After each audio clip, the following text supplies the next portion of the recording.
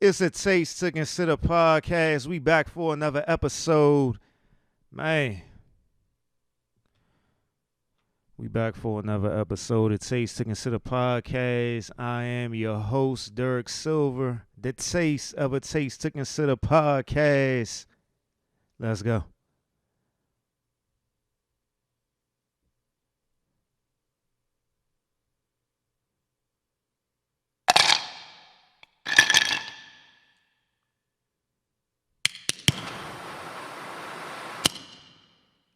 It's a Taste to Consider podcast. I'm your host, Derek Silver, and we back. Back for another episode. Yes, indeed, we back for another episode. I know I said I wasn't gonna take no weeks off, but hey, man, it's the summer. Life is happening. Shit is happening. But yeah, I'm back for another episode. A week late. I swear, man, just 1 week throws me off. 1 week make it feel like I've been gone for like a month or something. But yeah, we here for another episode. I'm gonna start this episode off differently than I normally start the episodes off. Y'all know I normally start the episodes off with the blackety black woke segment, but I won't do that this episode because I don't even know if I'm going to get into the blackety black woke segment. Honestly, tired of seeing the same shit. Tired of talking about the same shit. I mean, shit. Honestly, that's pretty much like all the topics. Honestly, you know what I'm saying. A lot of the shit just get repeated or whatever. Especially if you active on social media, and I had to leave social media alone for a while. I haven't been active on that jump for like um, a week and a half, probably 2 weeks. I don't know. I haven't been keeping count. It's funny because having an iPhone and they let you know your screen time and stuff like that. I got the alert. I think it was yesterday, and they said my screen time went down like 12 or 15% or something like that because my ass ain't been on social media. I just been, what I'm saying, just taking a break from it. Like I I have my uses for social media, but overall, social media just ain't. I don't feel like social media is healthy for me, or at least I just need to learn how to start taking more consistent breaks.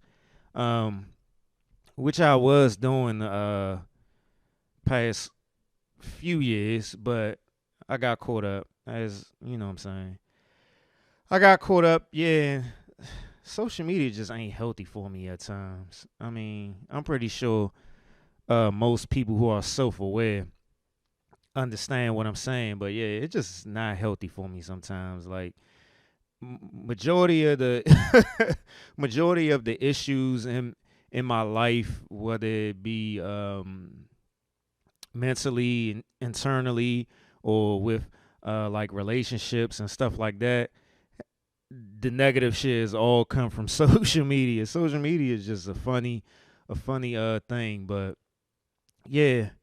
Um, and I honestly don't know when I'm going to get back on social media. Like I was thinking about it like over the past couple of days when I was putting my show together, and I was sitting there thinking like, you know what I'm saying, what's the point of me recording if I can't, promote or whatever? But I had to keep telling myself, I'm like, just record, just record. You enjoy doing it. And honestly, one of the things that kind of turn me off from recording sometimes is fucking social media. Honestly. And I just say it to myself, just keep recording because either way, you know what I'm saying? Because I don't really pay attention to who, you know what I'm saying, who listens and who doesn't as far as numbers, statistic wise. Of course, I know certain people who listen because we have conversations and people hit me up, tell me what I'm saying, good show and all this other stuff, or if they want to hear me talk about certain things, yeah. But numbers wise, I've never paid attention to my numbers with my podcast because just knowing who I am and in the place that I've been in the past when I first started my podcast and stuff like that, it wouldn't be beneficial for me to even pay attention to the numbers. Um, but yeah, so yeah, I'm just like obviously I use social media. I have used social media for topics and stuff like that, but the way my mind works and um, how I pretty much go about my days or whatever, reading and on YouTube, stuff like that and whatever, I always got something to talk about. It's like I got so many um, shows and topics that have been sitting on the back burner because you know what I'm saying, the world we live in today with social media, shit be popping like every few seconds, every minute, where you know what I'm saying, I can't get to some of the things that, well, I ain't gonna say I can't get to. I'm not making time for, obviously. I'm not making time for certain things because the way information is moving today with social media. But yeah, um, I don't know. So like honestly, like I've been trying to think like, so if I just keep recording and you know what I'm saying, I'm not gonna promote on social media, then how I'm gonna get new listeners and you know what I'm saying, engage with people and stuff like that. But I just like, man, fuck it. You know what I'm saying? My health, my mental health and all that other stuff is way more important than, you know, being worried about, you know, getting new listeners and engaging and really not knowing how my engagement is really working with the promotion that I've been doing. And honestly, a lot of, you know, the listeners and a lot of the attention that I get from my podcast comes from me actually having conversations, like really socializing with people. You know what I'm saying? Having conversations with people, and I be passing out my cards and stuff like that. I leave my cards places, and you know what I'm saying, I get feedback from that. And other people, you know what I'm saying, all the connections that I've made with people, um, and them sharing my podcast and you know what I'm saying, inviting me on their platforms and stuff like that. So yeah.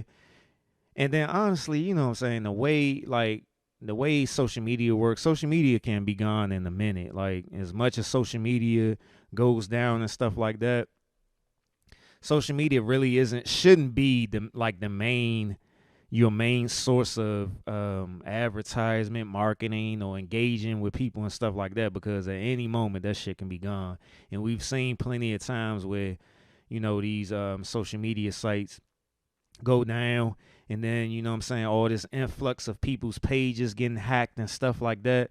So yeah, I basically what I'm saying is I'm detaching myself from that being my only source, or detaching myself from that being a focus of my my engagement, my you know what I'm saying, my promotion and marketing for my podcast or whatever.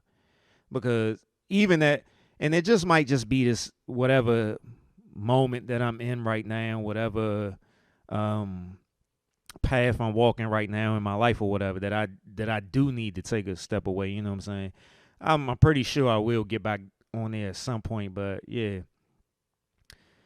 Um, but yeah, let me get into the show. Let me see. I didn't do my traditional outline where I wrote it out. I just stuck with a phone. Like I just been totally turned off with a lot of things or whatever. Just feeling kind of like trying to do something, you know what I'm saying, do differently than my normal routine. But man, I was watching Menace to Society the other night, a couple of days ago. And I haven't watched that movie in years, right? I'm sitting here watching this movie, and I'm thinking to myself, man, if Menace to Society came out today, that shit would be on Tubi. Menace to Society is an awful movie. And it's crazy that nobody really paid attention to this when it came out back in the 90s. Menace to Society is an awful movie. The acting in that joint and everything. That joint, like I've watched some Tubi movies before. I ain't gonna say I fully watched Tubi movies before, but I've, you know what I'm saying, watched it enough to the point where I'm like, yeah, I'm over this shit. I mean, Menace to Society if it came out today, that shit would be a Tubi movie. That movie is horrible. I'm sitting here in my reclining chair watching Menace to Society. I'm like, why the fuck am I watching this?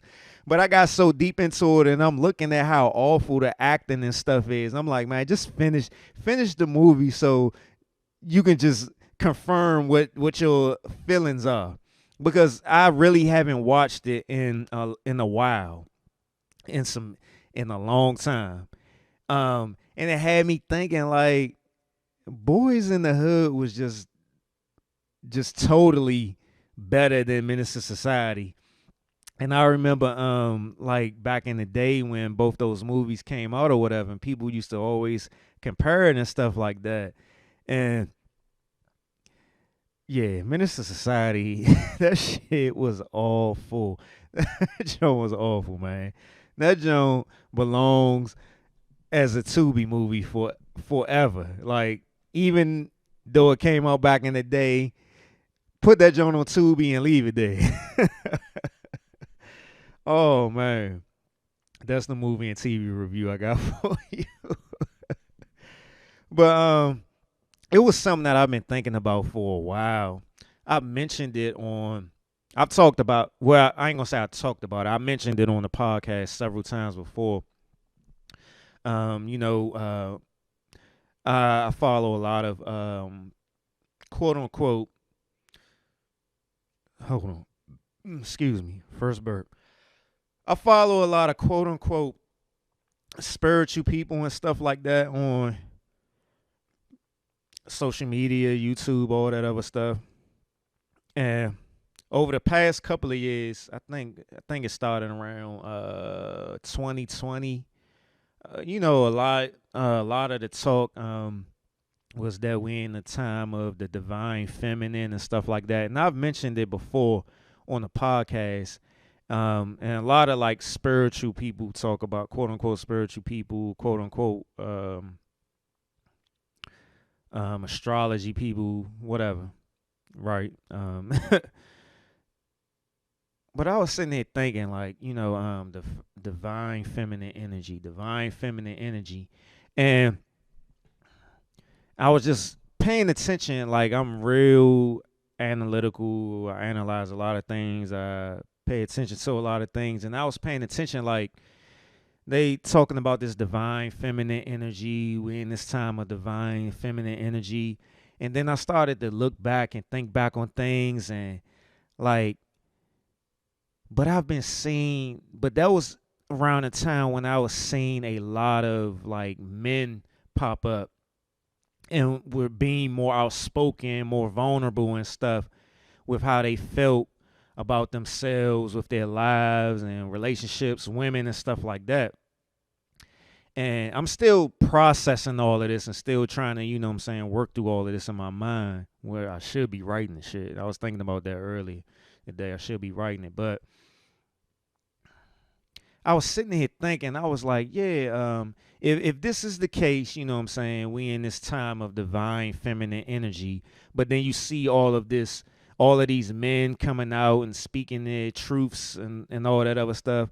This is when, like, that was around the time when Kevin Samuels started getting real popular, like 2020, and you seen more men popping up with podcasts, and being showcased or promoted or whatever on social media and stuff like that, with their video clips and stuff.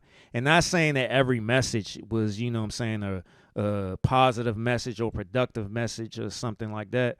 But what I came to realize, this is just my perspective, is that, yeah, we may be in this time of divine feminine energy or whatever. And I see a quote unquote contradiction, but maybe it's not a contradiction. Maybe this time of divine feminine energy, and you seeing all these men popping up with their podcasts or their platforms, whatever platforms that they're using to speak their truths or speak their opinions or whatever.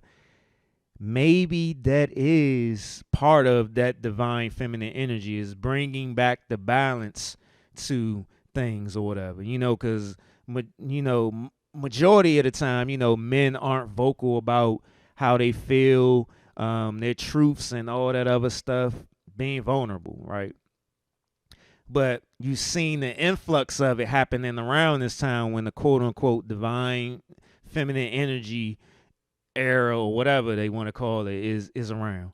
So I started thinking to myself, maybe that, what I'm saying, that is happening because that this time of divine feminine energy is trying to bring balance back to, what I'm saying, the energy overall in the world, or maybe even like in the black community or whatever, because that's mainly where I see it happening mostly or whatever. What I'm saying, where more black men are stepping up and speaking, being vulnerable and stuff like that.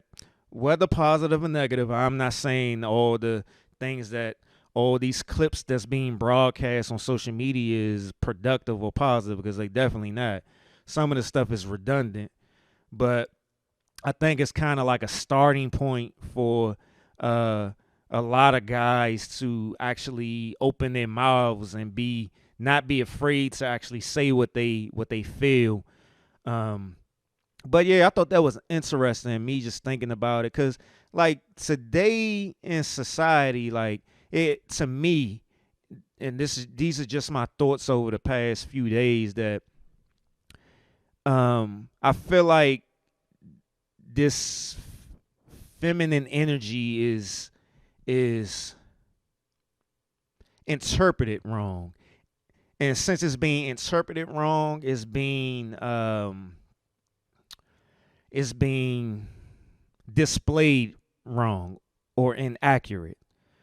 um you know we keep hearing all this, women power and all this other stuff, or whatever terms are out here these days. I can't keep up with them, but you see it as it being overly sexual, hypersexual. You know what I'm saying? And I think that this, if you thinking about divine feminine energy, that's supposed to be divine. You know what I'm saying? I try not to go to the spiritual religious aspect all the time, but you think about divine, you think, what I'm saying, is connected to God. But I think it's being like misinterpreted. And I think a lot of women are looking at it like, I'm in my feminine, what I'm saying, I'm being comfortable in my feminine energy and all this other stuff, and it's being misinterpreted and being displayed in a totally wrong way. And it's almost like now that it's being misinterpreted and displayed in a hypersexual way or overly sexualized way, that now it's being overly indulged by the public, society, to the point where now it's it's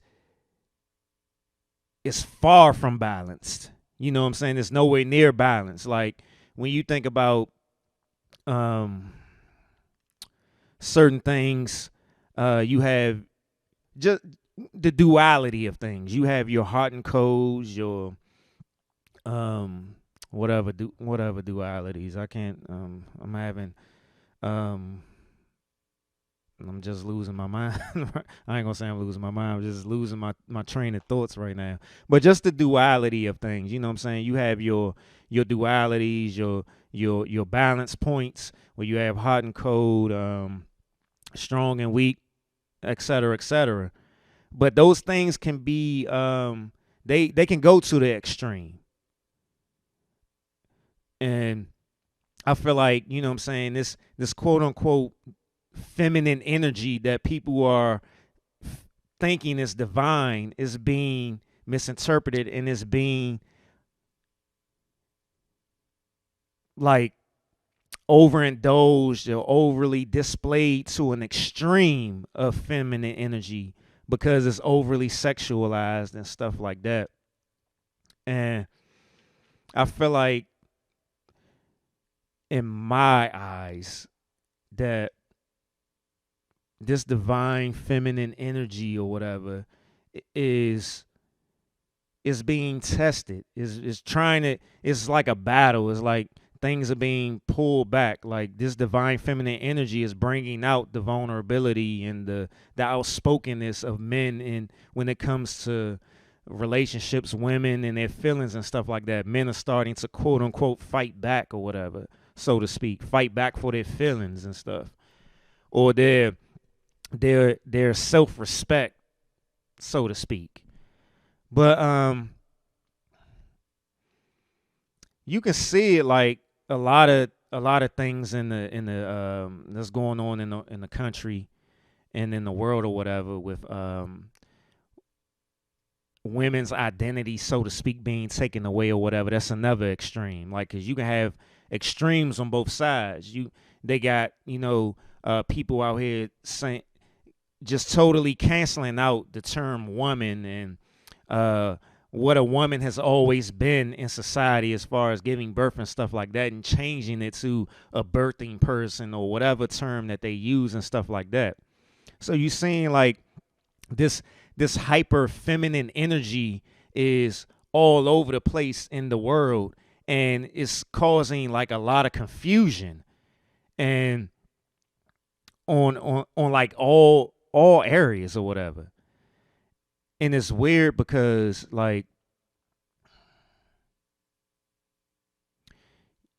when you think about a man and a woman coming together having a child, a man provides the seed and the woman provides the egg. So they both working together. Those are dualities right there, the seed and the egg. They're working together. But this, whether it's a planned agenda or a planned narrative or whatever, is like stuff is just being pushed to be hyper feminine and extreme feminine, and it's not divine, is of the world. And even with, like, you know what I'm saying, with the masculine energy, you have the masculine energy, like for years the masculine energy has been, so to speak, for years, decades, centuries or whatever, that masculine energy has been the dominant force in the world or whatever. But that masculine energy wasn't divine. It was misinterpreted as well to be competitive and to work against your fellow man and all this other stuff. If it's supposed to be divine, it should be men building foundations of things. And if it was divine feminine, then it would be the women being the makers. You know what I'm saying? The whole the makers and the, I'm trying to think of the correct word. But just, you know what I'm saying, once the men lay the foundation for things, then the women nurture and make uh something much more of the foundation. And you know what I'm saying? Though to me, that's pretty much what the divine is of the masculine and feminine energies. And just going back to the birthing, the making of a child part. The man provides the seed, which is the foundation, and the woman nurtures and makes the baby. You know what I'm saying? What comes from that? And but that's like totally lost in the world that we live in today. But I feel like the masculine energy is trying to fight this hyper feminine energy that's out here, that's being disguised or interpreted as the divine feminine energy, because divine feminine energy should have nothing to do with sex. You know what I'm saying? Because it's more to a woman than just, you know what I'm saying, ass and titties. But we interpret that as being yeah, I'll say we, because I ain't gonna act like I'm not, you know what I'm saying, affected by it or not. Because that's another reason why I was like, social media is just weird. Social media is weird, and it's just annoying at this point, because everywhere you go on social media is ass and titties everywhere. ass and titties everywhere. It's like everything is hypersexualized, and I don't want stuff like that to affect me, or like I see how it affects the world, and I don't want that type of stuff to affect me as well. Um, but men definitely play a part in that hypersexualized stuff. Like when I was talking about, um, over the years and decades or whatever, when that masculine energy was, when there was hyper masculine energy, and that's, what I'm saying, men pretty much started this or whatever, and then women took it and ran with it and claimed it as it being, what I'm saying, quote unquote divine feminine energy or whatever. So here we are now on this seesaw trying to find balance or whatever.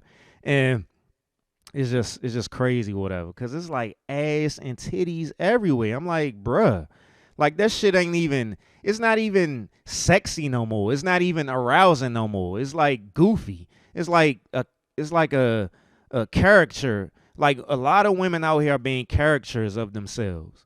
But then a lot of these dudes are falling right in the trap, being thirsty or whatever, and pushing it. It's like to the point now where women don't even care what men think or whatever. They just trying to keep up with other women, or who got the biggest ass and titties or whatever, or who can wear the skimpiest outfits and stuff like that. You know what I'm saying? So it's like in this world that we living in today, we're just totally unbalanced. We like on both sides there are extremes, total extremes on both sides with these energies, and these agendas are being pushed to keep it that way, because we ain't getting back to what the actual divine energy is. We just focusing on, conforming to the world, and getting, what I'm saying, making sure we getting those feel good moments or whatever. Cause that's all it is, these feel good moments or whatever, based off of this energy that we putting out there or whatever, or we're receiving. But yeah, that was just something that I was just sitting around thinking about. Like, my mind be running. I should have wrote this shit down. I could have had it better. I could have been able to verbalize it better, but it's all good. I like kind of processing things in my mind and at the same time speaking on them. But yeah, it's wild out here. Let me see where I'm at. Like I said, I'm not gonna start off at the Blackity Black Woke segment. I didn't do my traditional outline where I wrote it down, but I still have everything lined up in my phone. But we'll see if I actually. I'm probably going to talk about it. I don't even know why I'm sitting here lying to y'all. Y'all know I'm going to talk about it. I wouldn't be me if I didn't talk about it. But yeah. Let me see where I'm at. Okay, so I came across this clip. Of course, this is a viral clip. It was on one of those divisive ass pages that display themselves as something other. Just like that divine feminine energy shit.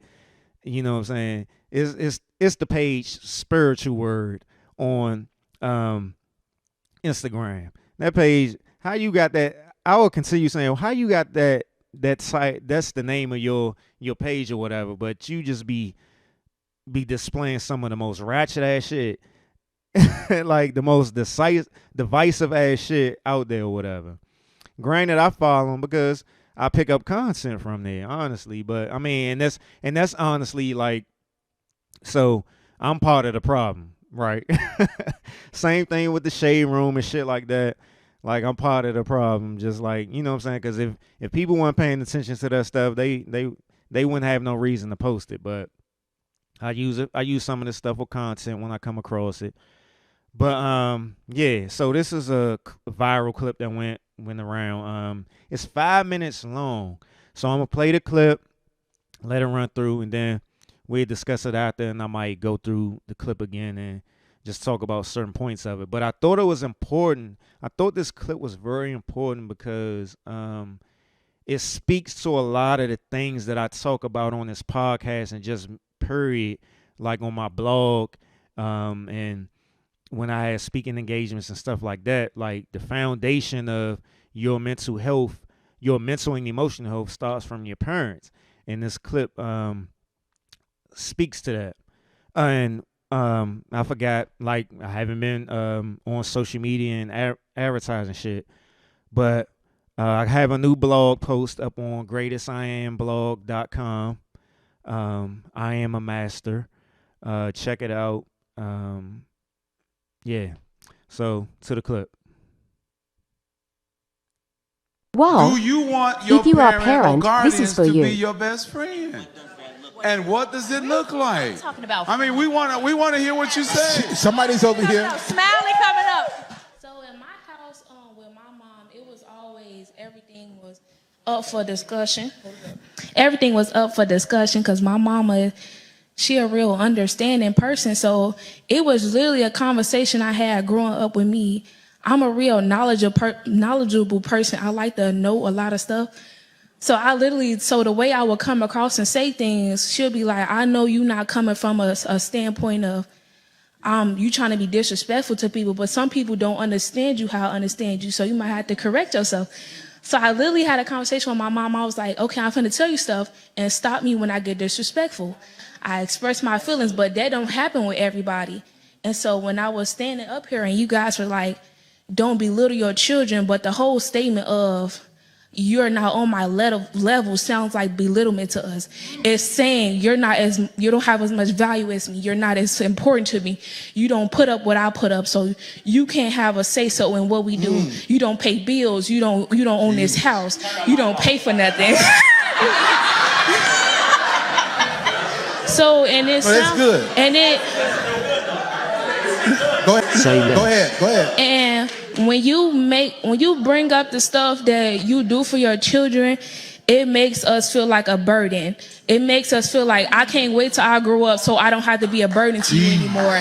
If you say it's like when people be like your parents had a life before you, it makes you feel like I made you so miserable and bitter and like I just don't want to be here anymore because you don't want me to be here anymore.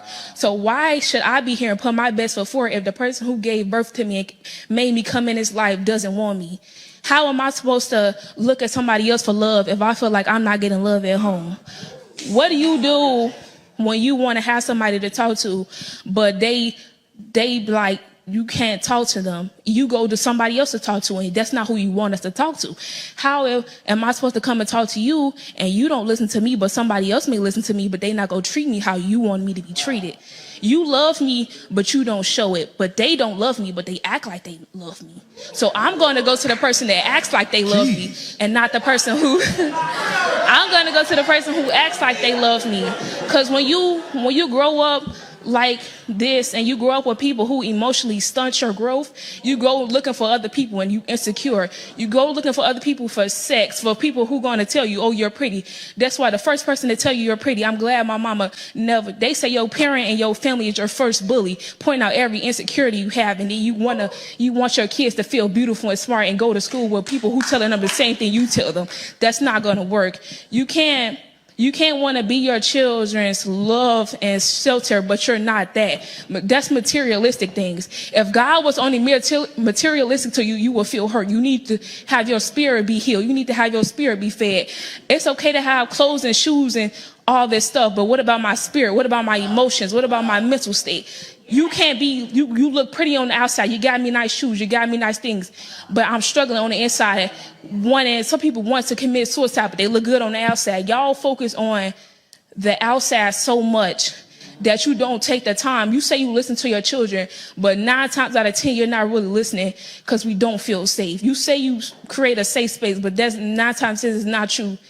Because even though my parents never hit me or they never threatened to hit me, they words hurt even worse.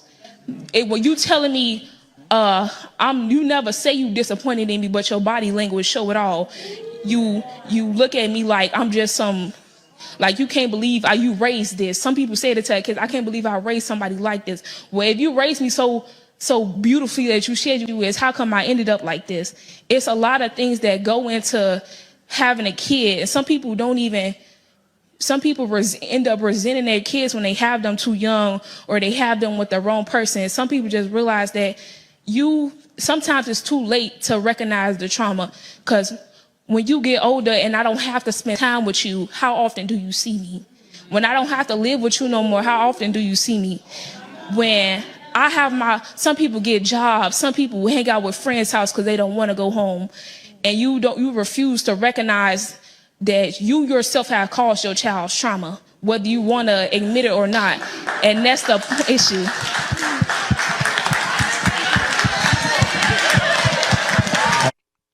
Out of the mouths of babes. Um, this clip definitely resonated with me because, like I talk about all the time, I've been in therapy since 2013, and a lot of the conversations have been about my childhood, about my relationship with my parents, and how I continue, or I did continue a lot of those same cycles, and in my other relationships in my life, coming up and, what I'm saying, living whatever path that I was living. And it is real. Like, I will always say this: I believe everybody has a mental illness because nobody came up in a perfect home. Some homes may have been better and stuff like that, but all of us deal with something that was traumatic to us or hurt us or didn't make us feel safe or whatever. This young lady made a lot of great points, and in the midst of, I listened to the clip a couple of times while I was putting the show together, but in the midst of listening to it now, like, one of the things that popped up into my head was the fact of when I first started therapy back in 2013. And I remember at this point, this therapist, he was an older white gentleman. And one of the first things, obviously, he asked me about was my childhood. And, excuse me, burp number 2. I started bringing up, certain stuff in my childhood.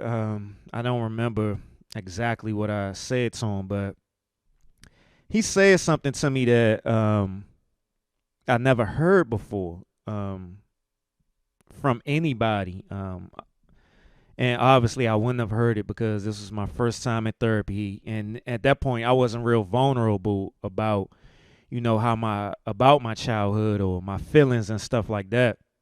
But this was the first time I heard this. Whatever I said to him about my, my childhood upbringing or whatever, he said to me, he was like, "Yeah, that's abuse." He said, "You were emotionally and mentally abused."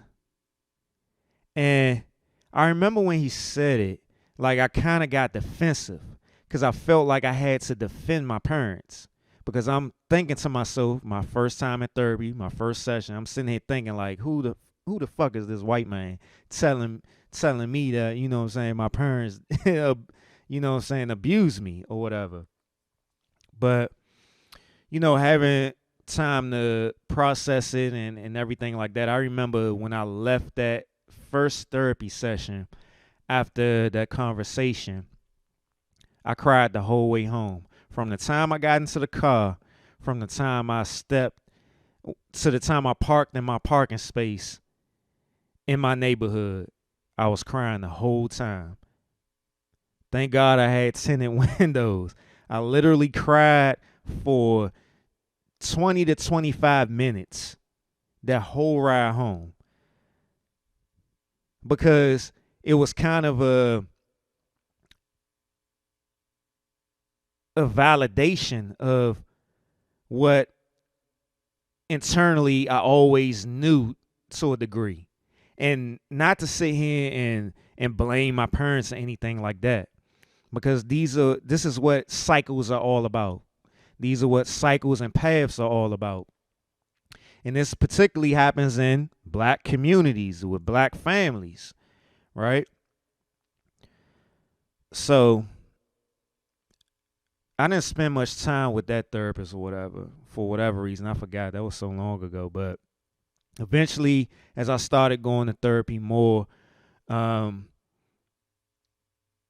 I started to be able to accept the fact that yeah, I was mentally and emotionally abused, but it wasn't a thing that, you know what I'm saying, it wasn't totally on purpose or whatever. It's part of a cycle, you know what I'm saying? Um, but I'm gonna go back to the clip and I'm gonna play, play the clip and go through some of the things and talk about it. So let's replay the clip. Well, Do you want your if you are a parent or parent, this is guardians for to you. be your best friend?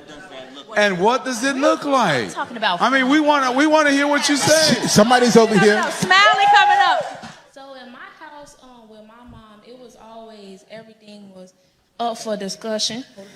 Everything was up for discussion because my mama, she a real understanding person. So it was literally a conversation I had growing up with me. I'm a real knowledgeable person. See, I grew up in a home with parents that were from the South, and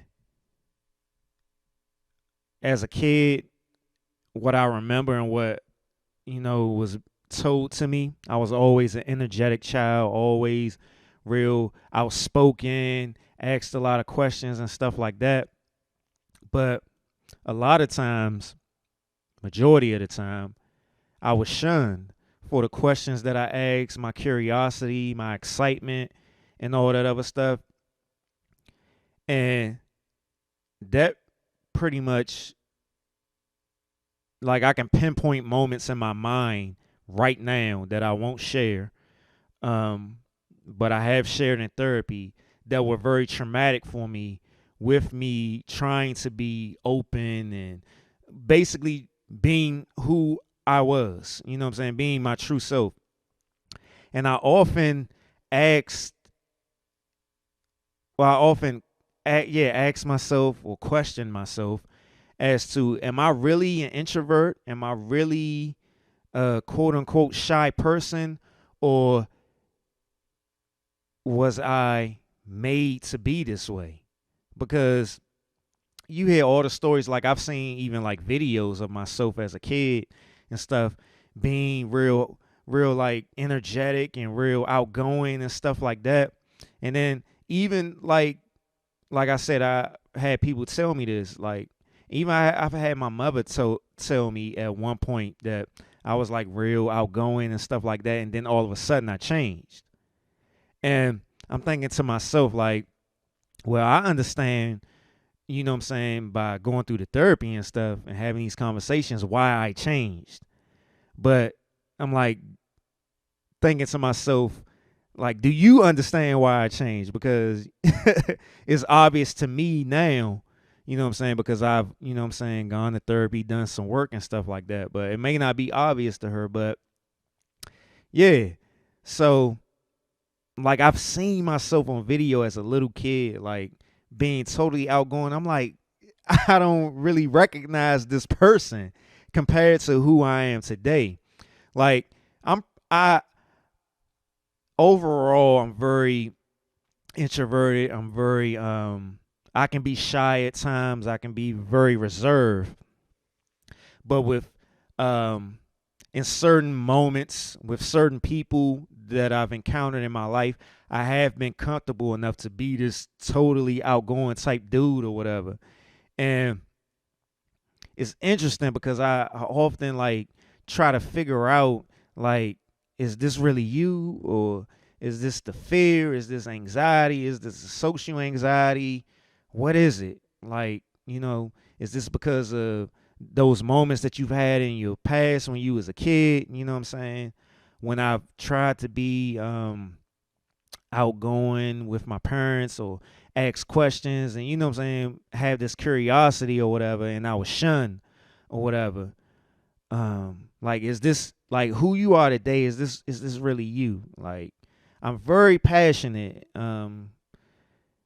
For the people who listen to the podcast on a regular, y'all know certain things I'm very passionate about. So, it's not that I'll just let like people walk over me and stuff like that, but I can be too reserved at times and I let things fester a little bit and then I've blown up.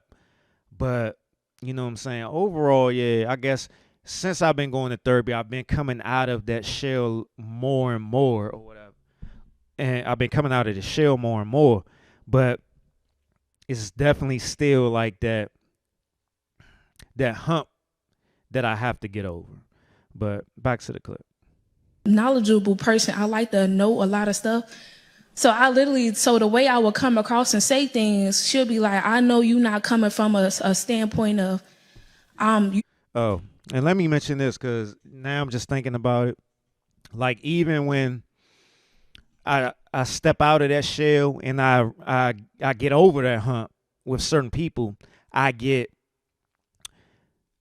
I get similar reactions that I've received when I was a kid, and that may be part of me reliving that cycle and dealing with people who basically, you know what I'm saying, give me that same treatment or whatever. People who shun me, who reject me, who abandon me and stuff like that, cuz those pretty much like some of the main things that I've talked about and dealt with over, you know what I'm saying, the years, dealing with depression and anxiety or whatever. And that's part of, like when that foundation is laid, a lot of the stuff that we deal with as adults and coming up, you know what I'm saying, as adults, we just repeating cycles, whether we dealing with the faces may be different, but our energy is attracted to these people who continuously reject us, abandon us, leave us, shun us, you know what I'm saying, criticize us for being quote unquote weird or quirky in their eyes, but we're just being ourselves and stuff like that. Yeah, but back to the clip. trying to be disrespectful to people, but some people don't understand you how I understand you, so you might have to correct yourself. So I literally had a conversation with my mom. I was like, okay, I'm finna tell you stuff and stop me when I get disrespectful. I express my feelings, but that don't happen with everybody. And so when I was standing up here and you guys were like, don't belittle your children, but the whole statement of you're not on my level sounds like belittlement to us. It's saying you don't have as much value as me. You're not as important to me. You don't put up what I put up, so you can't have a say so in what we do. You don't pay bills. You don't own this house. You don't pay. Yeah. And that's the type of household that you know what I'm saying, I grew up in. I couldn't ask no questions. I couldn't, you know what I'm saying, I'm the parent, you the child type situation or whatever. But that's how my parents grew up. So then in turn, they repeating cycles and it got brought over to me. So then that's the path I'm living now because this cycle was transferred over to my parents, transferred over to me. So this the path that I'm living now. I'm looking at it like, you know what I'm saying, I can't express myself. I can't be vulnerable. I can't ask questions. You know what I'm saying? I feel as though that I'm a burden. I feel as though that I don't matter. So then in turn, when I'm growing up and I'm not, you know what I'm saying, you're not getting no help for anything like that or whatever. So then in turn, your self-worth suffers, your self-esteem, your self-love, all that. You know what I'm saying? All that stuff suffers. But once you become an adult, I remember my mentor told me this right before I started going to therapy because he was pushing me to go to therapy. He was like saying, you know what I'm saying, you're at the age now that you can't blame your parents no more. You're an adult. You got to do it yourself. You know, you got to give yourself everything that your parents didn't give you. You got to heal from all of this or whatever. And that was one of the reasons, one of the people who actually pushed me and made me feel comfortable enough to start, you know what I'm saying, getting therapy. You know, I'm 40 years old. I started going to therapy when I was 30. So it's only been 10 years. It's only been 10 years that I've been going through my healing journey. So you got that 10 years that I've been going through my healing journey. But then the other years that are much greater, much longer than those 10 years, you can't sit here and just say, you know, well, I'm going to therapy now. I'm a much better person. No. last episode I recorded, I mentioned the fact that, you once you go into this healing journey, you will rise above things, but they will never go away. You will have moments where you will be triggered by certain things from your past, or things will be reintroduced. You know what I'm saying? Maybe it's a a lesson, or a a point in time where you got a chance to reach a new level or something like that. I'm in the gym all the time. At some point when you lifting weights, you can't lift the same weights forever. At certain points, you have to test yourself and see if you can lift something heavier. So it's all about testing points and stuff like that. So, but yeah, back to the clip. Nothing. So, and it's that's good. And it.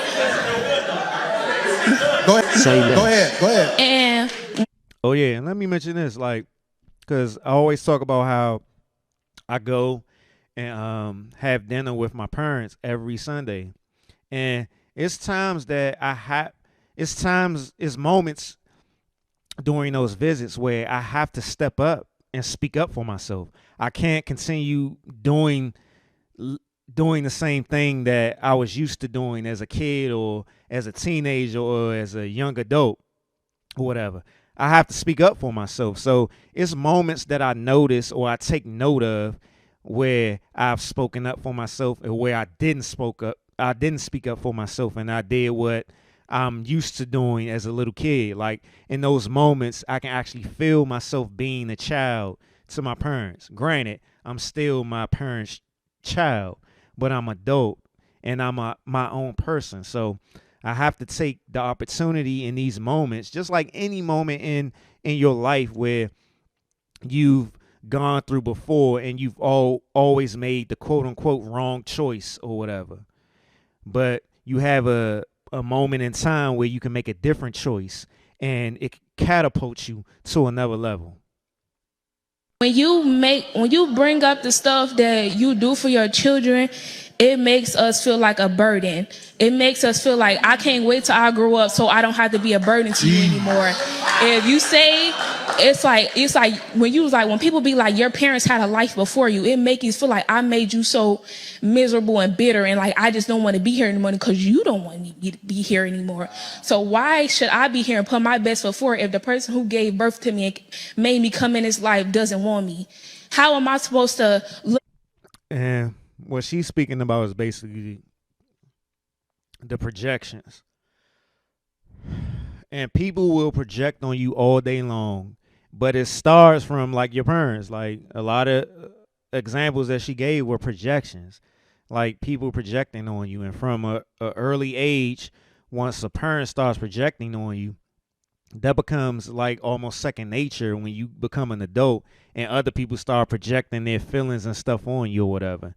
And it basically controls you. Is a form of manipulation, and have you living somebody else's life, or making decisions based off of somebody else's perspective, or their fears and anxieties, as opposed to what you actually want to do, or who you actually are. But then you're so caught up and so far gone in this path that you don't even know what decision you would want to make for yourself. At somebody else for love if I feel like I'm not getting love at home? What do you do when you want to have somebody to talk to, but they like you can't talk to them? You go to somebody else to talk to, and that's not who you want us to talk to.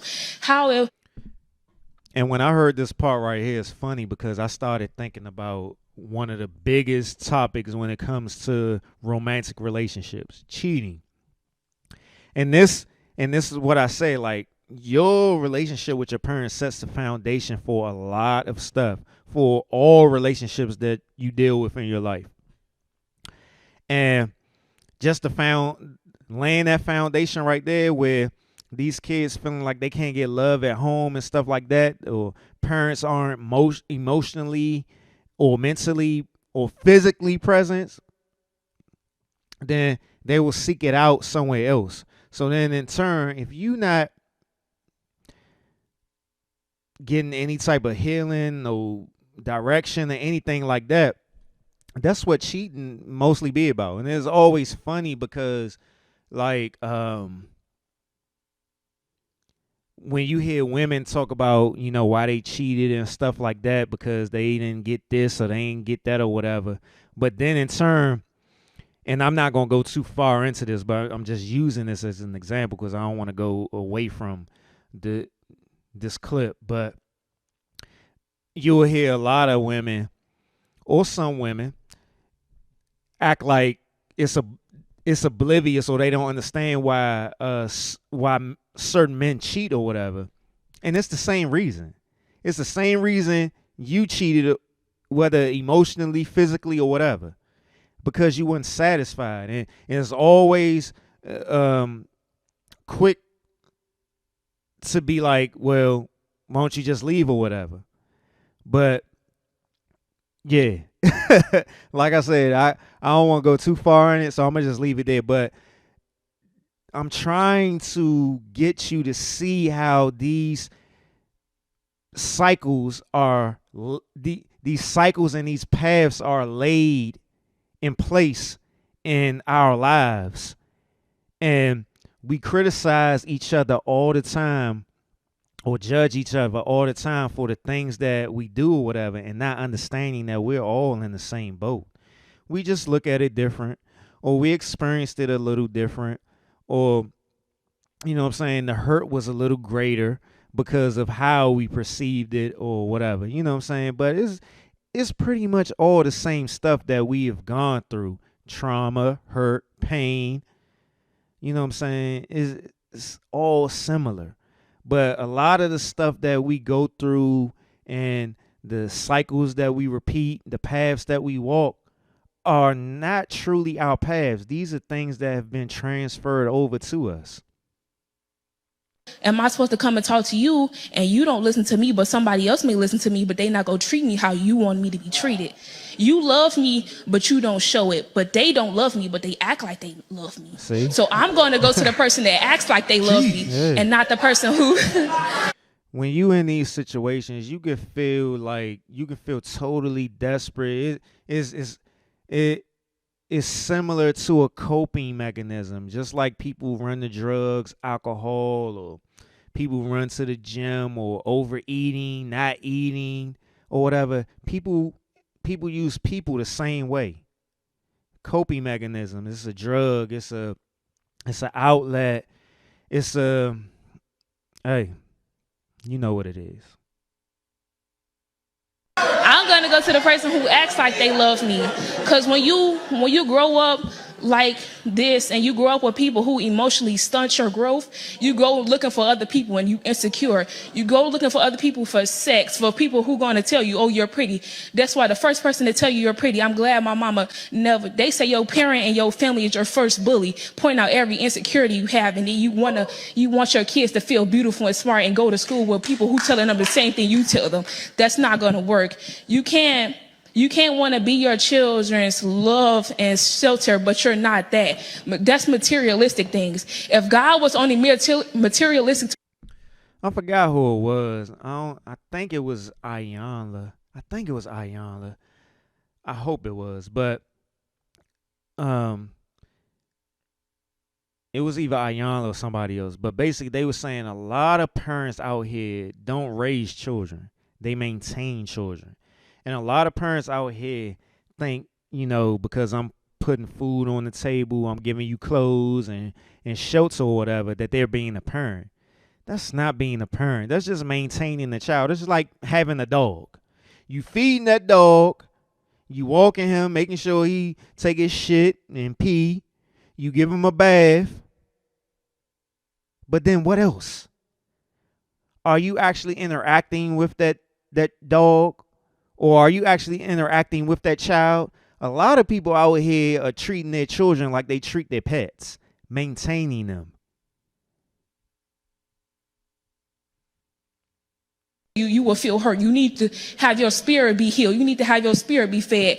It's okay to have clothes and shoes and all this stuff, but what about my spirit? What about my emotions? What about my mental state? You can't be you.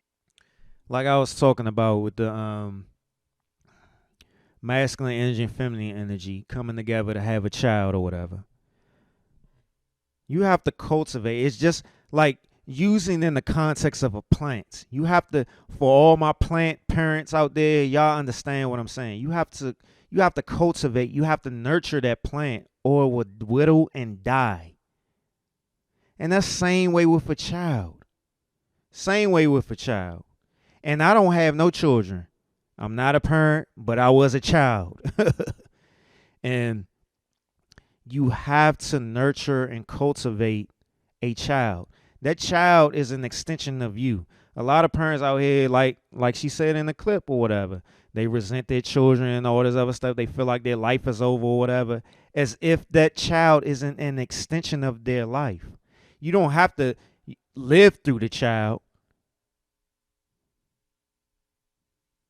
but you can nurture that child. You can cultivate it. You adding on to people so in a tizzy about, you know what I'm saying, my legacy, but they're only talking about what they material shit.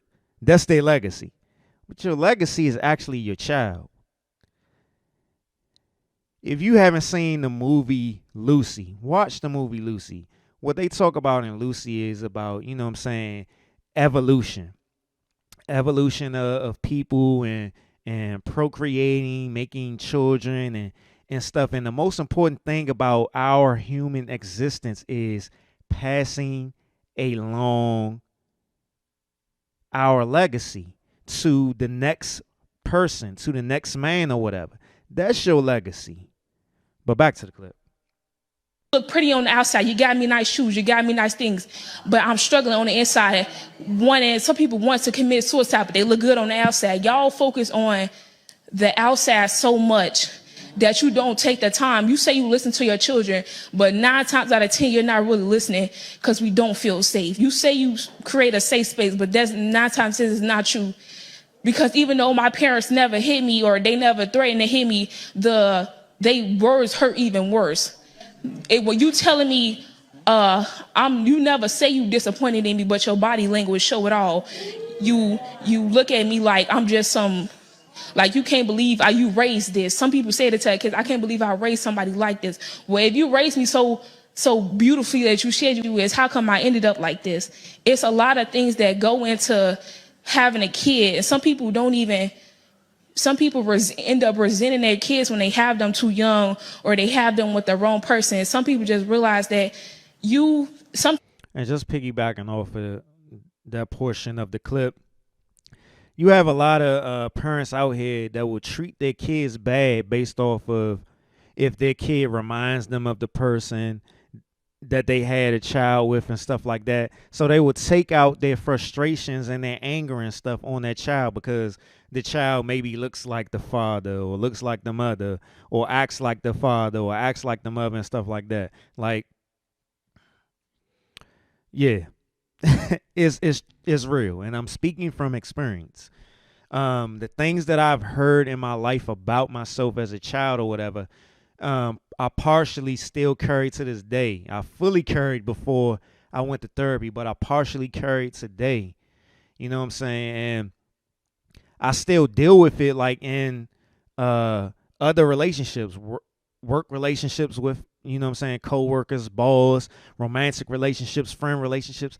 I still deal with that. I still get the same feelings and I have to like talk to myself and be like, that's not true. It's not true. It's not true. You know what I'm saying? Stuff like that. That shit is real. Sometimes it's too late to recognize the trauma but I think like I've always been a real like self-aware person. And I think a lot of times like I always deal with I always deal with trying to figure out how vulnerable I should be and how vulnerable I actually want to be, because I feel like a lot of time it's a lot of people out here that aren't self-aware and they can't acknowledge and accept a lot of the things that they've gone through and they're dealing with today, that I look like I'm a total mess to them. Particularly when I became more open about my struggles with my mental health or whatever. And because, like, in the beginning, it was seen as that, you know what I'm saying, I have it all together, I'm perfect, I'm good looking, I got a house, I got a good job, I got, you know what I'm saying, a car, you know what I'm saying, I get all this attention and all this other stuff, external shit, right? But I see myself in so many people, but it's obvious that these people aren't in the same space as I am to want to correct it or even acknowledge or even able to see it or whatever. And I kind of be fighting with this, trying to figure out, you know what I'm saying, how vulnerable I should be, how vulnerable I want to be, because I don't want to look like the person who is the mess. I don't want to push people away because they see me this way and all this other stuff. Or I don't want to push people away because I'm actually, you know what I'm saying, more in tune with my feelings and actually want to be vulnerable and let people know where I'm at, and, you know what I'm saying, where I want to be and what I'm working on and stuff like that.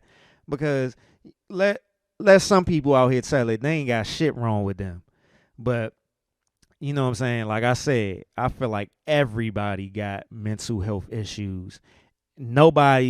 Everybody's shit stink out here, and I'm not being facetious. Everybody is on, you know what I'm saying, everybody is in a space where they got some shit going on.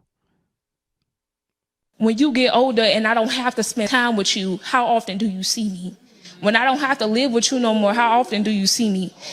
When I have some people get jobs, some people hang out with friends' house because they don't want to go home, and you refuse to recognize that you yourself have caused your child's trauma, whether you want to admit it or not, and that's the issue. Yeah, but salute to that young black girl. Yeah, out of the mouths of babes. That was real. But yeah, everything is about cycles, man. Cycles, paths, you know what I'm saying? Cycles being projected onto you, programmed into you, and then you walk in those paths of, you know what I'm saying, somebody else's cycle. You know what I'm saying? That's why breaking the cycle is so important, because a lot of us out here are just living somebody else's life, wherever it started from, whether it started from 19 55, 1935, 1909, 1865. We following, you know what I'm saying, these are cycles, you know what I'm saying. We not even living some of us not even living our lives. A lot of us not even living our lives. We living somebody else's lives and in a different viewpoint. But yeah, that was a good clip. Let me see where I'm at. Yeah, all about cycles and all that other shit, but like everything feed into that. But most of the stuff that I'm about to most of the clips and posts and things I'm about to talk about is basically piggybacking off of that. Psychopaths. You know what I'm saying? This is a term that I came up with myself based off of my own life and my own experience. You have, you know what I'm saying, these terms psychopath, sociopath. I came up with the term psychopath because a lot of us out here are living paths of cycles. The path we think that we supposed to be walking is not our path. It is a cycle. The path we walking is a psychopath. That's what it is. I need to trademark it or whatever, but I got it on tape right now. So if I ever gotta go to court, I got it on tape. and I got it written in on paper and all that other stuff. But yeah, psychopaths. A lot of the majority, if not all of us, are psychopaths. But moving along.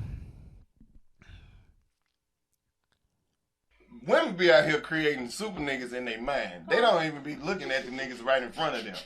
That's the difference between men and women. We see who here. Right. Women out here think it's a unicorn nigga with long dick and a lot of money in a weekend house, and this nigga write poetry and draw and he a thug and he can fight and lift weights and don't eat pork. You crazy? You gonna meet this nigga with a lace front on? Okay, alright, I'm tripping though. What he say, man? Man, that nigga, they want that nigga to have everything. Yeah, I mean, it's a weird clip to come off of on what I just played, but I think it's relevant for the simple fact, and not it just being totally a woman thing, because men do that shit too. Men and women want this mythical.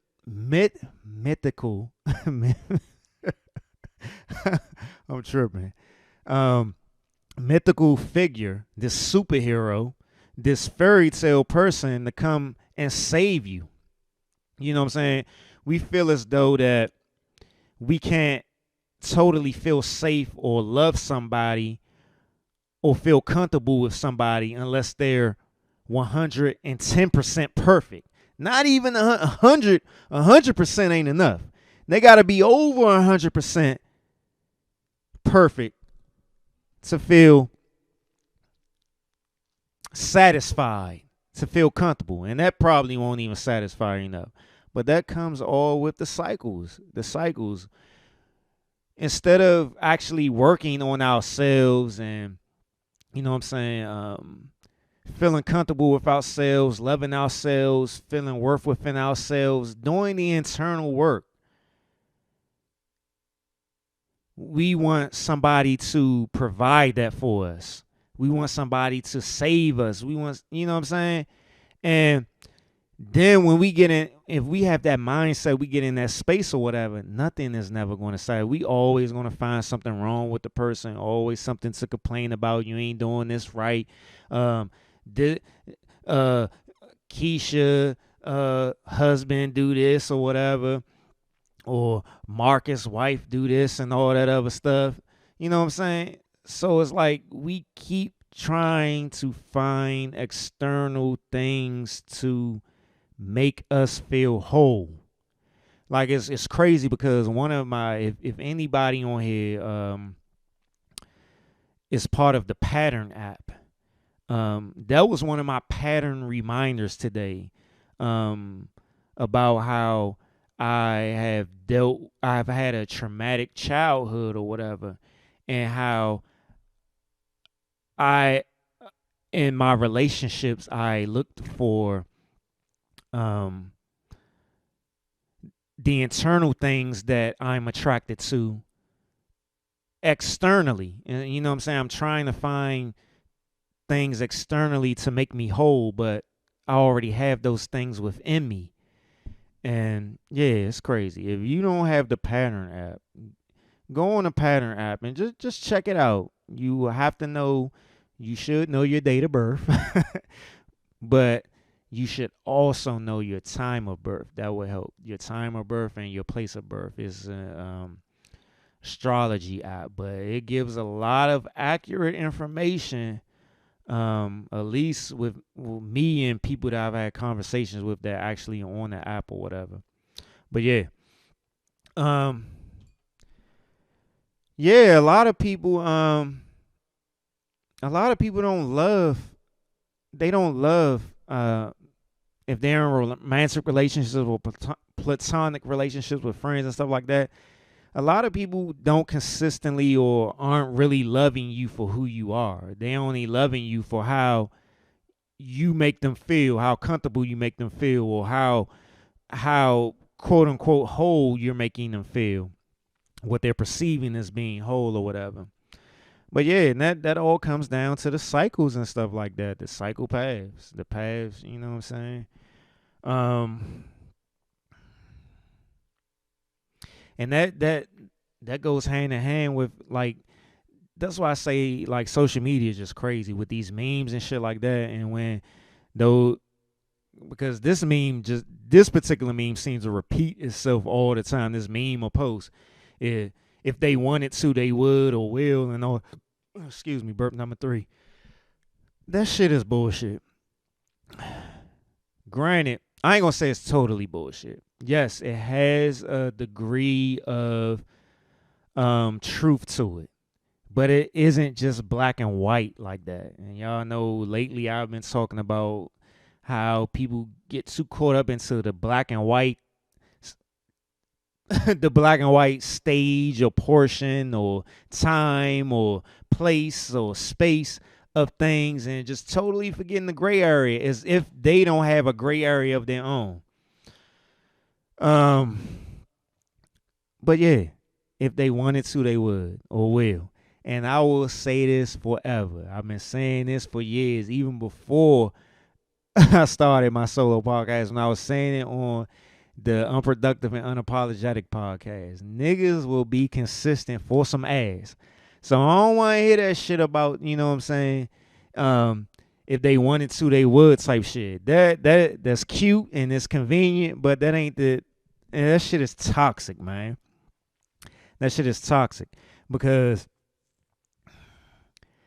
you sitting there basically not giving grace to a person. You basically saying that if they make any type of mistake in your eyes, that they're wrong or they're bad. You know what I'm saying? Or if they forget something or they, you know what I'm saying, having a bad day. We just totally forget the fact that, you know what I'm saying, the people that are in our lives actually have their own lives. We tend to be entitled and think that everything revolves around our lives solely and forget the fact that people go through stuff themselves. Like we were individuals before we came together, motherfucker. Like seriously. And I'm saying we because I'm guilty of it too.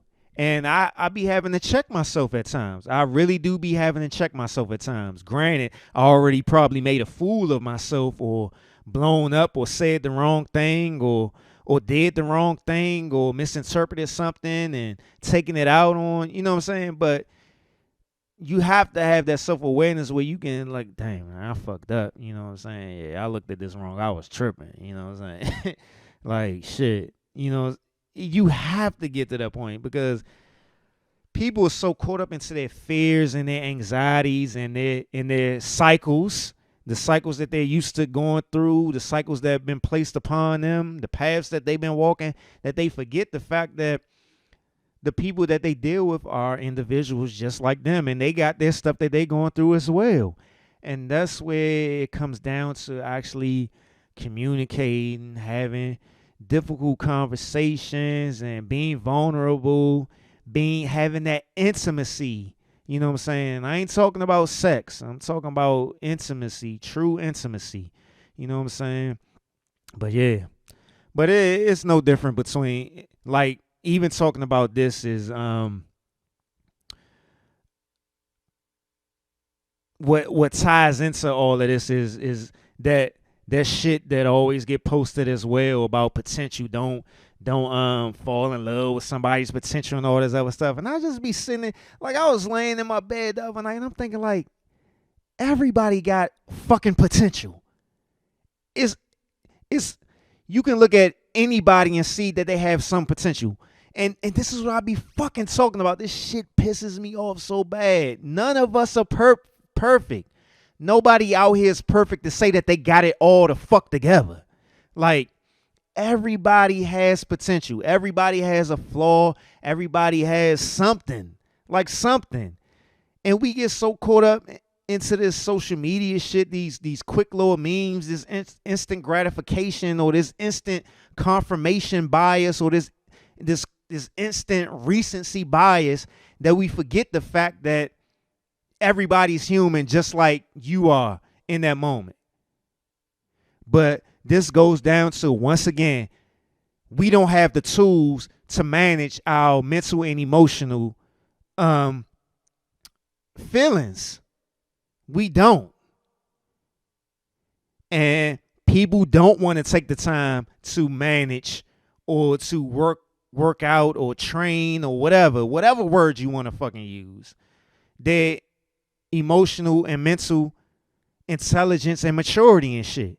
We will do every fucking else because we following what society says, or we comparing ourselves with people on social media, so we trying to keep up with the Joneses, so we out here hustling, trying to get the money and all this other stuff, and being fucking miserable. Fucking miserable.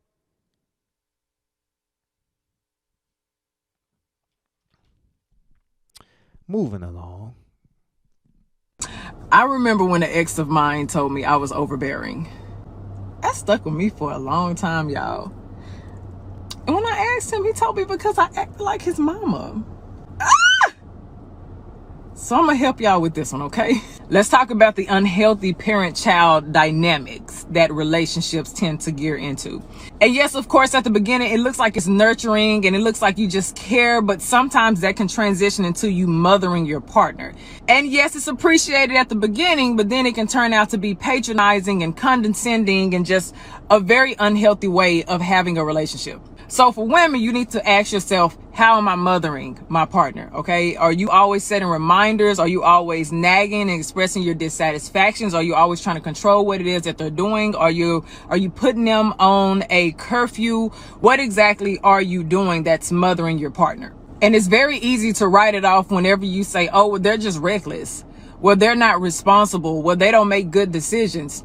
But truthfully, that's not your problem. That's their problem. So you need to get down to the root as to why you feel as though you need to mother your partner. Maybe in your childhood, you had an unreliable parent. Maybe you had inconsistent parents. Maybe you had to prioritize other people's needs and put yours on the back burner. Maybe you were the older sister that had to take the leadership role. Maybe you had to be the mother when your mom had to go to work.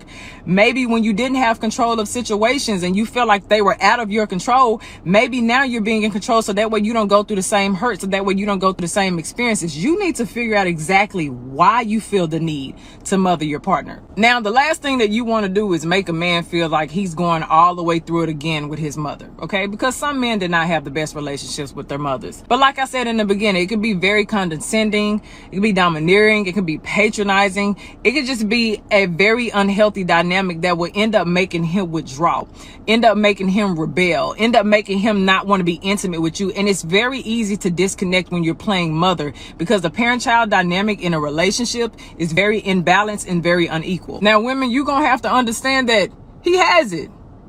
He got it. Let him deal with it. You do not have to come here and set reminders. That's the reason why we have Apple Watches and technology and everything else.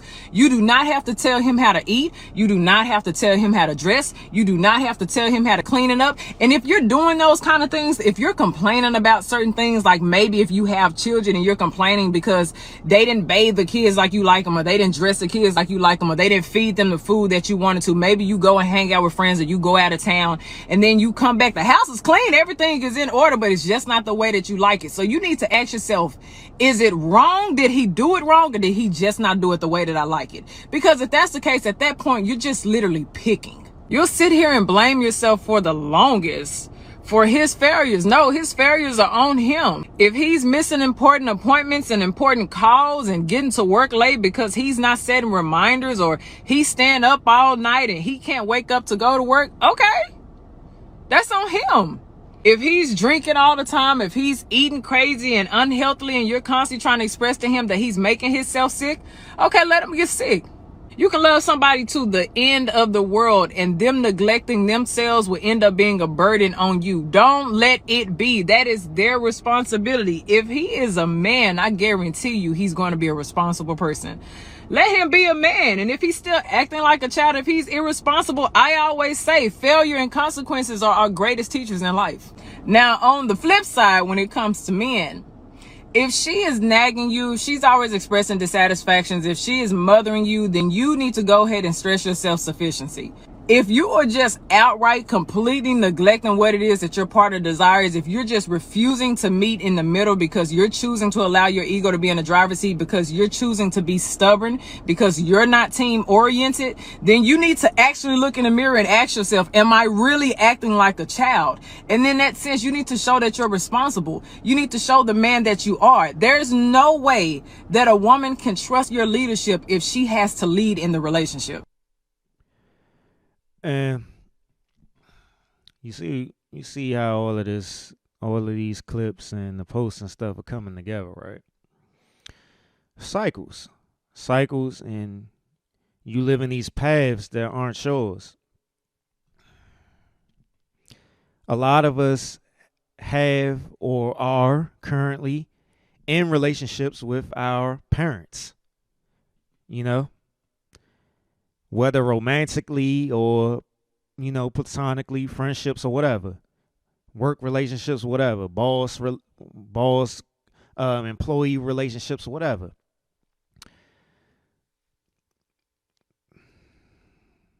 I'm going to go through the clip again, and then I'll, talk about some things. So let me start the clip again. I'm probably not going to get to the blackity black woke segment. I remember when an ex of mine told me I was overbearing. That stuck with me for a long time, y'all. And when I asked him, he told me because I acted like his mama. So I'm going to help y'all with this one, okay? Let's talk about the unhealthy parent-child dynamic. Let me say this first while it's on my mind. She's coming from a woman's perspective. I'm going to come from a man's perspective right now. And I've been in situations where I felt the need to parent my partner.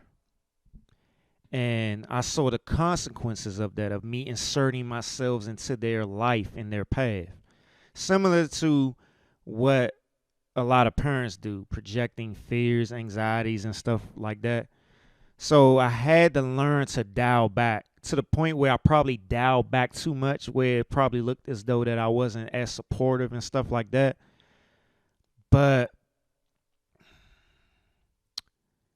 I definitely recognize how my parents parented me, or lack thereof, and how I projected that onto a significant other. And it's stressful. It's stressful on both ends. Stressful seeing them react to how you are acting, and it's stressful feeling the way that you feel internally, or feeling how you think you need to be to that person or for that person, and is not lining up. You know what I'm saying? Is no type of synergy there at all. But yeah, that was something that I had to say before I forgot it. But yeah, let me go back to the clip. Dynamics that relationships tend to gear into. And yes, of course, at the beginning, it looks like it's nurturing and it looks like you just care, but sometimes that can right. It could look like you overly caring, or like, I really care about, you know what I'm saying? I really care about her. You know what I'm saying? I really love her. You know what I'm saying? I want to make sure that she win and all this other stuff. But you being so hyper nurturing, hyper caring, hyper loving or whatever, and you're not even giving nothing to yourself, transition into you mothering. It's kind of like you doing it. It's kind of like you doing it in order to get love back. You know what I'm saying? And I've definitely been in that mindset before, where I felt as though I got to give, do, and all this other stuff in order just to prove myself, or get something back, or so I won't get rejected, or I won't get abandoned, or I won't get left, or whatever. Your partner.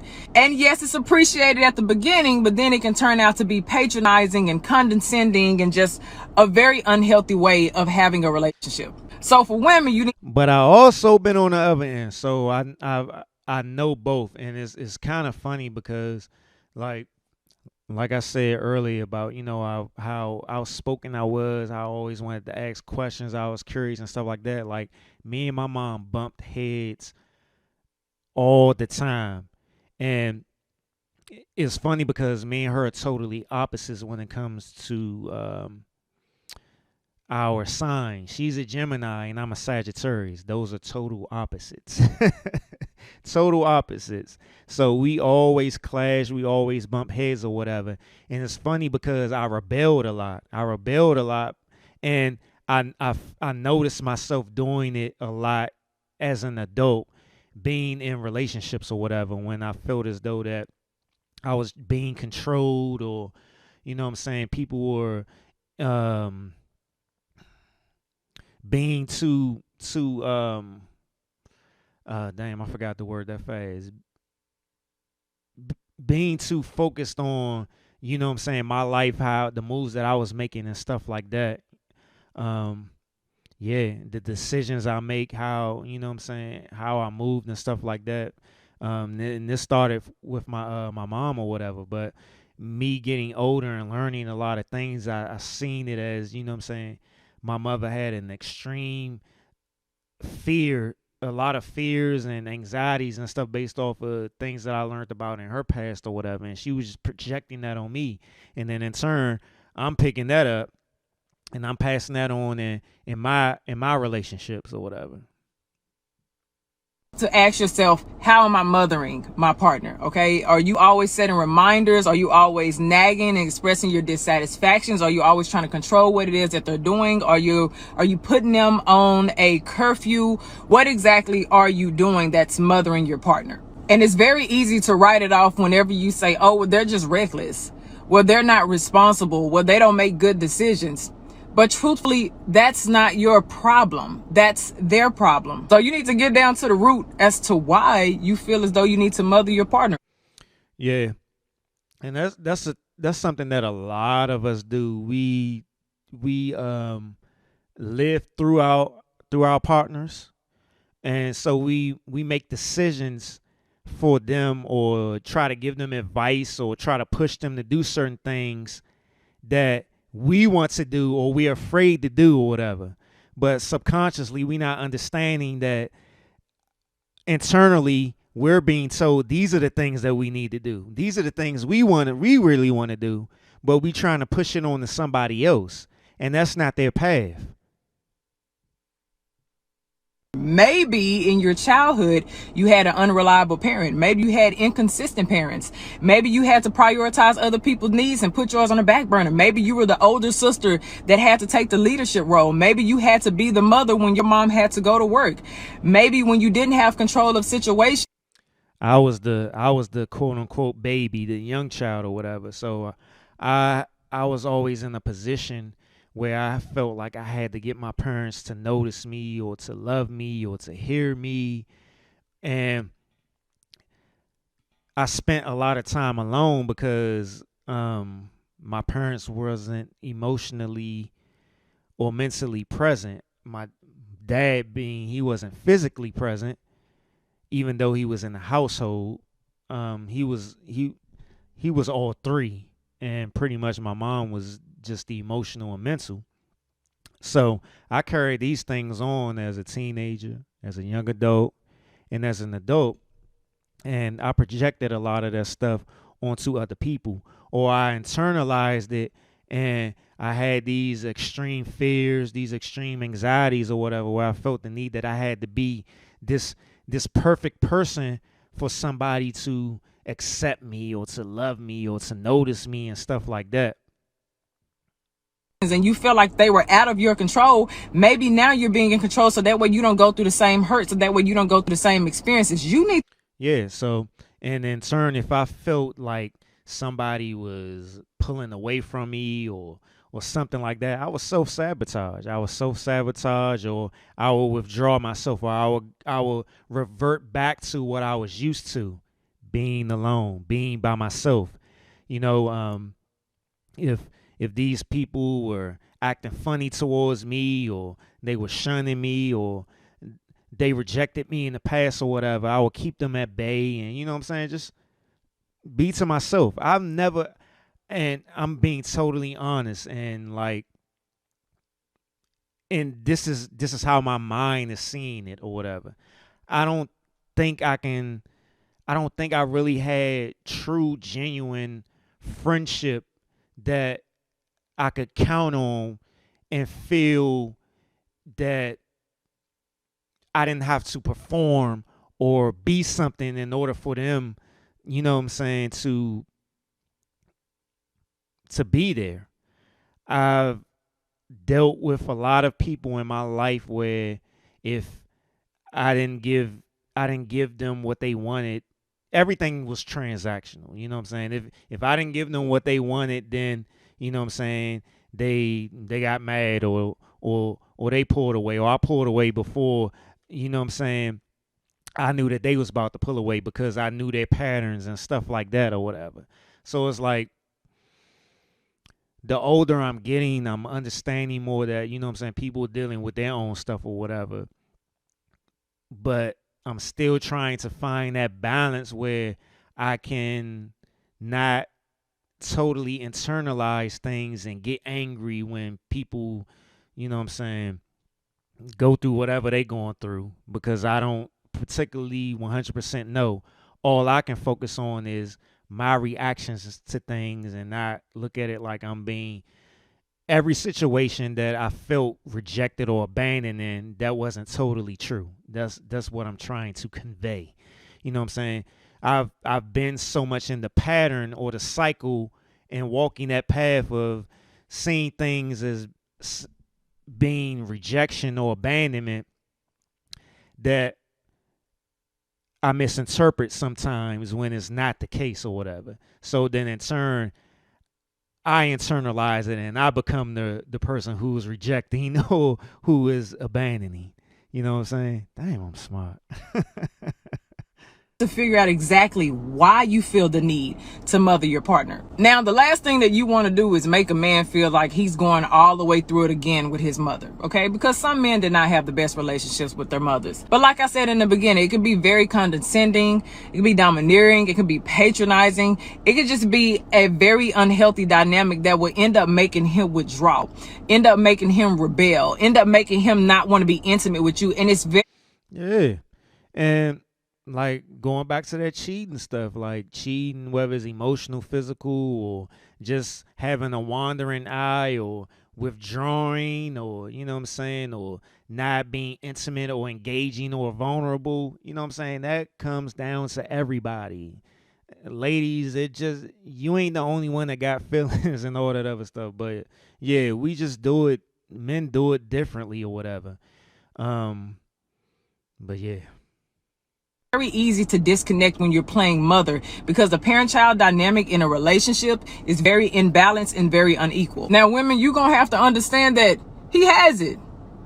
He got it. Let him deal with it. You do not have to come here and set reminders. That's the reason why we have... Yeah, you have to allow people to live their life. You have to allow people to walk their paths and stuff like that, no matter how much you love and care about them. But that love and care is more so important for you being there when they come to you and need you, as opposed to you stepping in and interfering with whatever lesson that they need to learn or whatever stepping point that they need to get to and stuff like that or whatever. But yeah, I'm like I said, like, you can rise above things, but things are still there. They will still trigger you or whatever. And it's to the point where, like, I started to become numb with things based off of the relationships and, you know what I'm saying, that I've dealt with in my life. And I don't care about it. It'd be like sometimes I'll just be like, I don't care about, you know what I'm saying, nothing. You can leave, fuck you, fuck that or whatever. I've been doing everything, you know what I'm saying? The cycle that I've been living in my life is I'm used to being by myself. And it is times in the past where I looked at it like, yeah, I'm probably gonna be living by myself for a long time because, Like I become jaded and numb to people's BS. That's how I looked at it. You know what I'm saying? That's how I looked at it. I become jaded. You know what I'm saying? I was just like, it is what it is. Well, you're going to be here for this amount of time, so eventually you're going to roll. Eventually I'm going to push you away. It's funny because I know my frame of mind with how it was in the past and conversations that I've had with therapists or whatever. And I'm about to start therapy with a new therapist soon, so I will keep you updated on that. But yeah, yeah. And I see this all the time with other people, and it's crazy. And this is why I say, like, it boggles my mind, the criticism and the things that people say about me with the or how people see me with the current relationships that I've had in my life or I have in my life. And I be looking at them like, but you going through the same thing. But they aren't, you know what I'm saying? They're not in the same place that I'm in, that they can actually acknowledge and accept the stuff that they're projecting or displaying or harboring or whatever. But you know what I'm saying? I don't hold no judgment. I just look at it like, man, that's their business. But if you volunteered, I mean, my ears are open. But yeah, you know what I'm saying? It's just crazy that you can, and that's another reason why I was like, I got to get off social media, because it's too much performance going on to the point where I started internalizing it and reverting back to cycles, looking at it like, well, what's going on with me? What's wrong with me? And I know there's nothing wrong with me because I'm actually doing the work or whatever. I'm doing the work, and you know what I'm saying, I'm actually presently dealing with things that I need to deal with in order to grow and progress and stuff like that.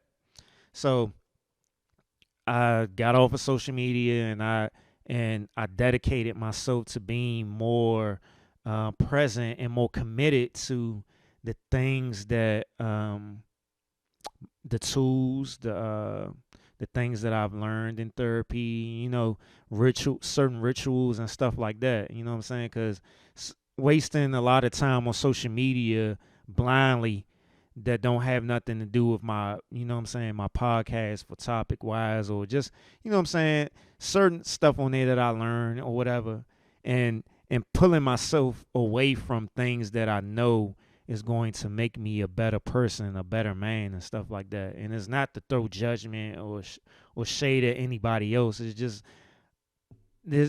I'm speaking on me. So if you getting triggered by it, I want to say fuck you, but yeah, you getting triggered because it's probably, it's probably some truth to it.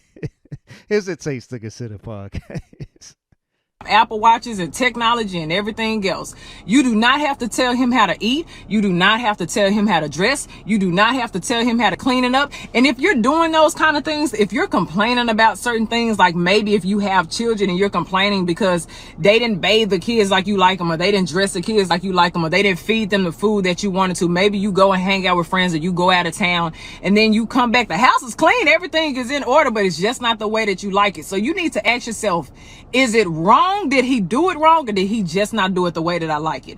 Because if that's the case, at that point, you're just literally picking. You'll sit here and blame yourself for the longest for his failures. No, his failures are on him. If he's missing important appointments and important calls and getting to work late because he's not setting reminders, or he's staying up all night and he can't wake up to go to work, okay, that's on him.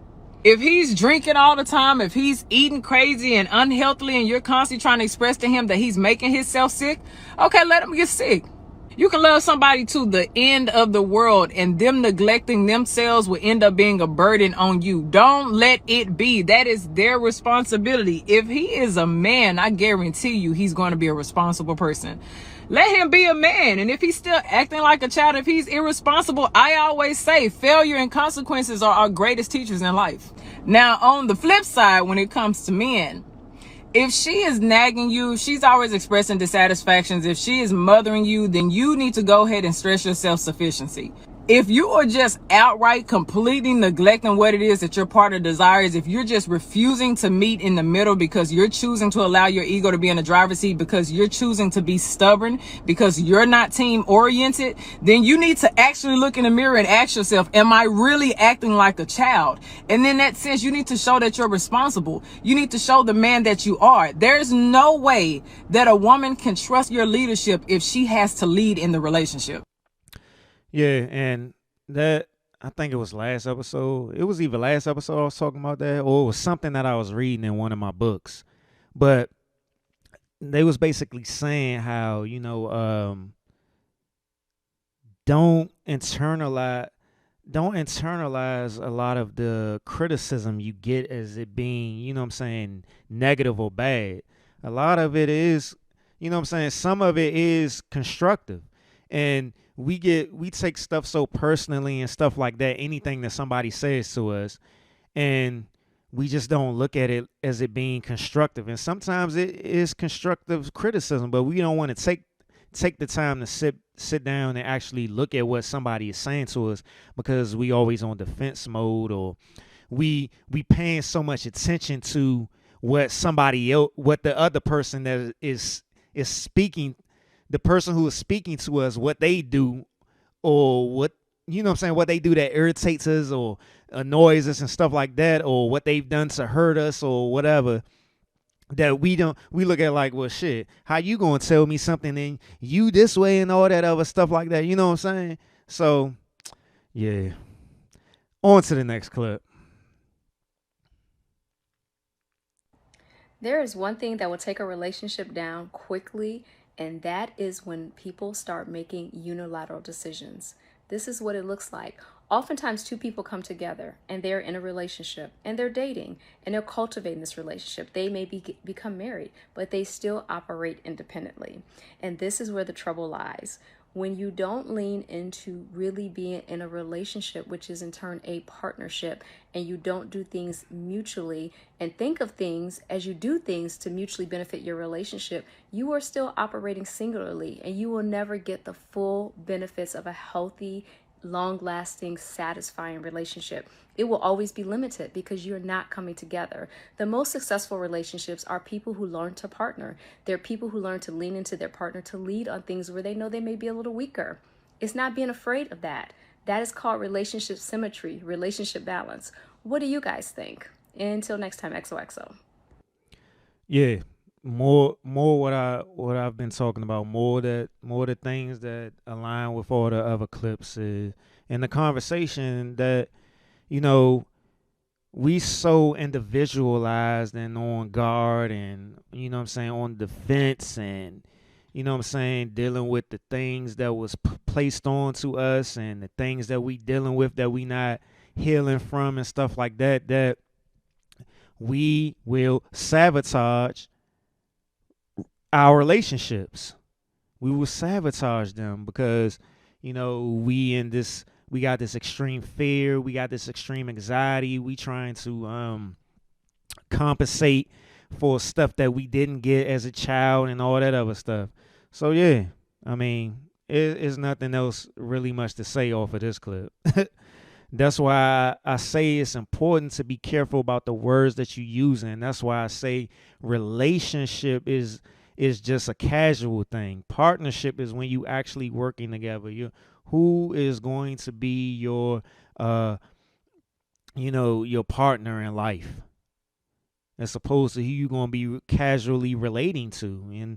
And relationships is just all about relating. You know what I'm saying? You can relate with anybody. And I will say this all, you have a relationship with everybody that you deal with on a daily basis, even just random people. The person that you standing in line behind or in front of, you relating to them in some way. Y'all both grocery shopping together. Y'all both standing in the same line together. Y'all may have bought the same package of chicken or something like that, and then y'all spark up a conversation off of that. Or you in the same bumper to bumper traffic as somebody and they cut you off. That's a relationship right there. You're relating to that person off of being that bumper to bumper traffic or whatever. But a partnership is actually working walking together and getting, you know what I'm saying, living this life together. You still are individuals in your own right, but you're coming together and collaborating on this life together.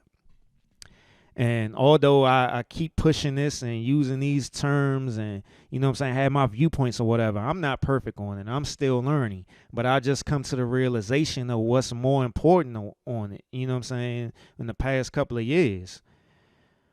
Let me see where we at before I let this episode go. Oh yeah, this I gotta end this. This about to There is be one thing. my fault. This is about to be a part a series right here. So I'm done with psychopaths. This episode will be titled Psychopaths. Psychopaths Part 1. I'll come back for Part 2. Because I'm definitely not finished. And I'm not getting to no Blackity Black Woke segment over this. So yeah. I was kind of trying to figure out where I was gonna go with this episode or whatever, but like I said, all these episodes come together through through God, because like is no way that I came to the decision of going with these topics and these clips first before Blackity Black Woke segment, and it was for a reason. And yeah, so thanks on that. But let me see, I always end every episode off with a song, so I'm gonna end it off with this Pac song. Let me see, let me cue it up properly before I play it. But yeah, check out my new blog post on Greatest I Am blog. And like I said, I'm not on social media right now, so I'm not gonna be promoting the shows on social media. So if you feel up to it and you want to do it, share the podcast episode and all that other good stuff or whatever.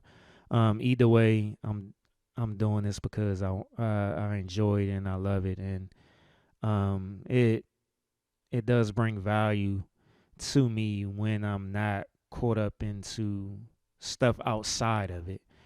But yeah, I appreciate all the love, all the follows, all the listeners, all the downloads, all that good stuff. And I'm ending it here. This is a Taste to Consider podcast. I'm your host, Derek Silver, and I'm ending it right now.